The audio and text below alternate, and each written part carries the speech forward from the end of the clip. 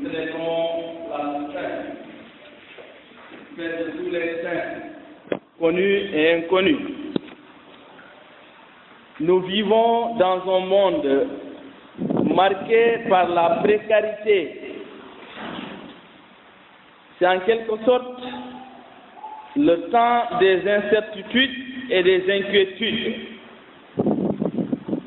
Et à cette fête, nous lisons les béatitudes. Au moment où nous sommes cernés par nos inquiétudes, par nos incertitudes, le Seigneur nous donne le message des béatitudes pour nous réconforter. C'est le temps des questionnements et l'avenir s'inscrit le plus souvent avec des points d'interrogation.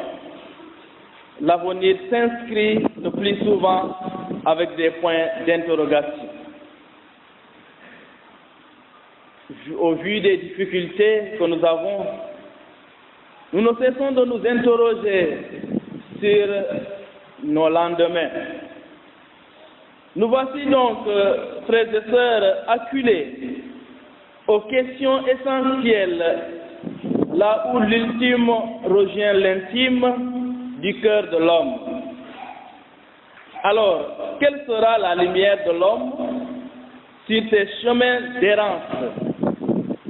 Où trouver la boussole qui permettra les corrections de trajectoire pour que la terre tourne plus juste? Où trouver la boussole, frères et sœurs, qui permettra les corrections de trajectoire pour que la terre tourne plus juste? Il nous faut bâtir, frères et sœurs, un monde qui fait le choix de la vie et le choix du bonheur, nous dit le Christ aujourd'hui. Je crois que cette fête de tous les saints est comme un point lumineux sur les routes humaines de l'ici-bas, trop souvent noyées dans les épais brouillards de l'absurde et du non-sens. Mes bien-aimés dans le Christ, aujourd'hui, l'Évangile nous dit que la sainteté est d'abord une question de bonheur.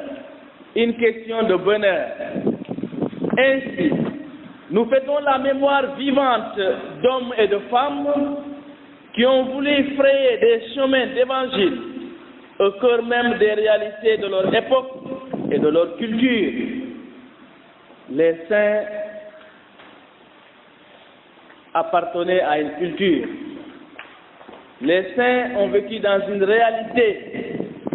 C'est au sein de leur culture et de leur réalité qu'ils ont pu suivre l'évangile de Jésus-Christ. Nous aussi, dans notre monde moderne, dans notre société de Sédhiou, dans notre communauté de Sédhiou, nous pouvons suivre l'évangile et devenir des saints parce que notre vocation, c'est la sainteté. Avec notre baptême, nous sommes appelés à devenir saints. Et c'est pourquoi nous nous efforcions par nos prières à nous purifier quotidiennement afin que nous puissions faire partie de cette foule immense de témoins qui ont cherché le Seigneur. Ils ont osé prendre tous les risques de l'amour en mettant leurs pas dans ceux du Christ ressuscité. Alors il nous faut oser aussi prendre les risques dans notre milieu de vie, les risques de l'amour, en mettant nos pas dans ceux du Christ ressuscité, frères et sœurs.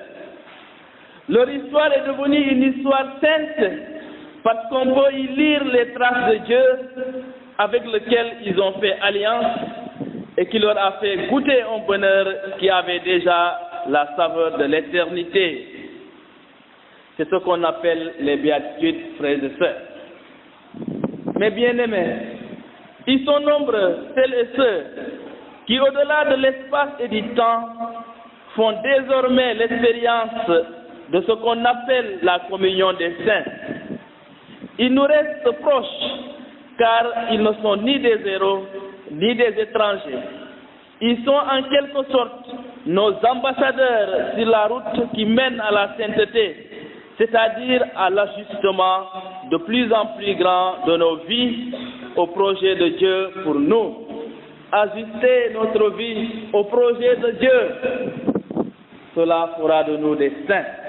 Ajuster notre vie au projet de Dieu.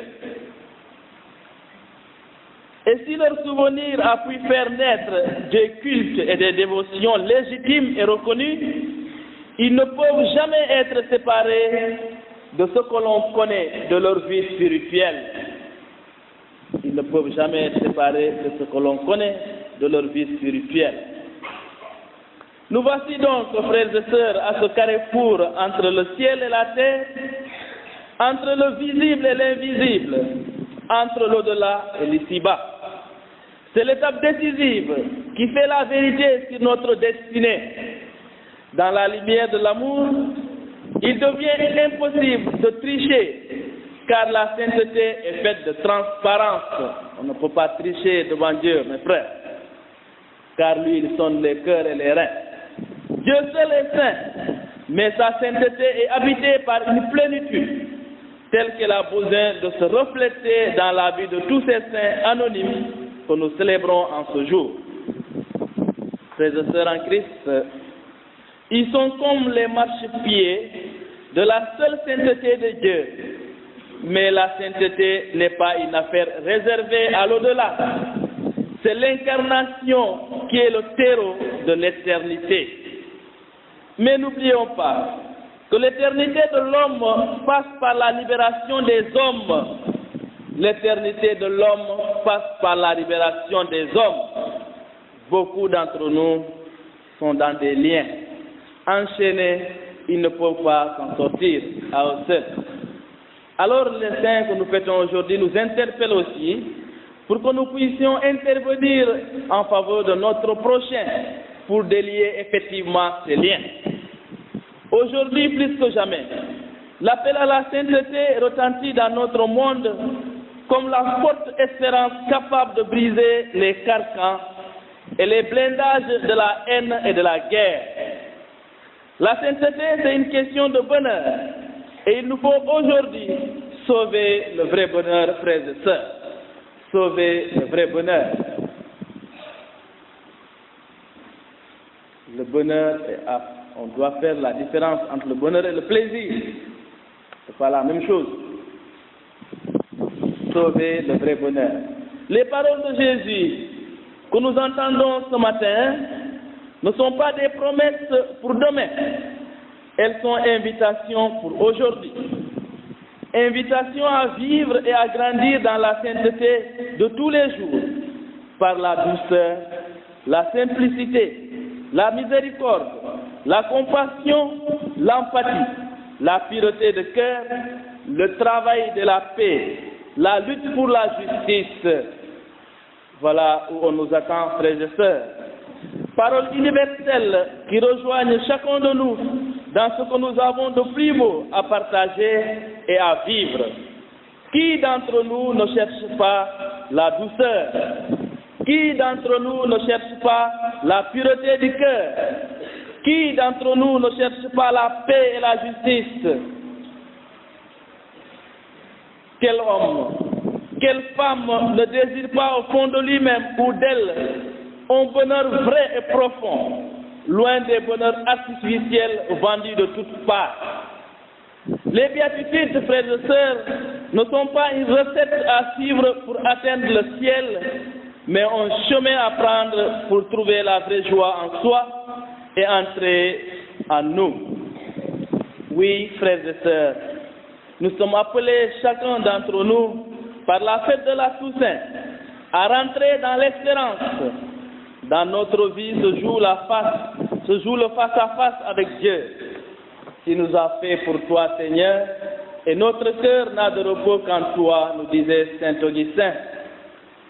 Ce qui nous est proposé, frères et sœurs, pour notre avenir, c'est de ne former qu'un seul peuple de ceux qui espèrent en Dieu, qui ont confiance en son amour miséricordieux. Puissent donc nos cœurs tièdes se rallumer au feu de l'amour de cette foule immense de témoins connus et inconnus que nous fêtons aujourd'hui, et que le Seigneur nous donne un exemple et comme intercesseur qui soit ainsi maintenant et pour les siècles des siècles. Amen.